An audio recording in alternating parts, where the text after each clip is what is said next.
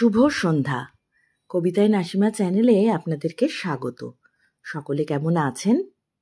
আজকে শোনাবো আমার লেখা একটি মজার কবিতা। কবিতাটির নাম অবাক কাণ্ড।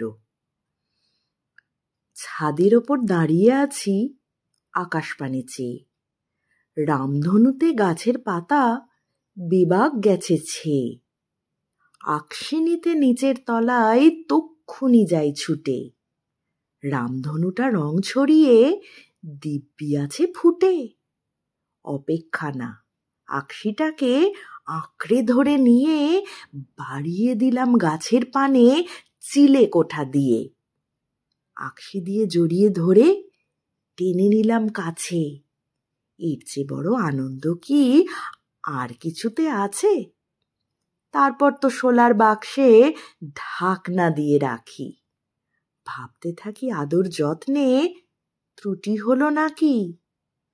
পচে যাওয়ার ভয়ে কিছু বরফ দিলাম ভরে, আরাম পাবে রামধনু বেশ সারা রাত ধরে। নইলে যা ভ্যাপসা গরম, এদিক ওদিক হলে মাথায় হাত হবে যদি রামধনু যাই গলে। সকালবেলা দেখে আমার চক্ষু ছানা বড়া, রামধনু তো জমে পাথর, দেখতে মনোহরা। পাথরগুলোর মালা গেঁথে পরে নিলাম গলে।